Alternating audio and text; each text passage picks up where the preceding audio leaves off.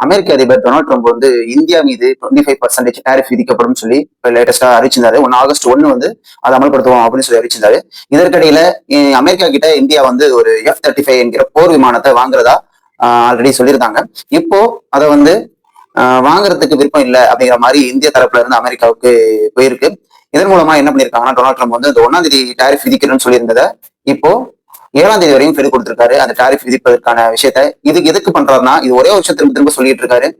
Russia, சீனா அவங்களோட India இருக்கு, அவங்களுக்கு தேவையான விஷயத்த இந்தியா பண்ணிட்டு இருக்கு, இதனாலதான் அவங்க மேல நான் அந்த வரியை விதிக்கிறேன், அவங்க கிட்ட நிறைய ஏற்றுமதி இறக்குமதி பண்ற விஷயத்த இந்தியா ஸ்டாப் பண்ணணும் அப்படிங்கிறத இதுக்கு முன்னாடி போட்ட வீடியோலயே நான் இதை பத்தி எக்ஸ்பிளைன் பண்ணியிருந்தேன். ஏன்னா இது வந்து ஒரு சர்வாதிகாரி மாதிரி ஒரு விஷயத்த பண்ணிக்கிட்டே இருக்காரு. இது வந்து மத்த நாட்டு கூட அடி பண்ணிடலாம், பட் இந்தியா அடி பண்ணியாது. இந்த விஷயத்த அவரு சொன்னது காரணமாக தான். ஏன்னா பல கோடி ரூபாய் வர வேண்டிய ஒரு ஜெட் F-35 போர் விமானத்தை வந்து இப்ப இந்தியா அமெரிக்கா கிட்ட இருந்து வாங்க மறுத்திருக்காங்க.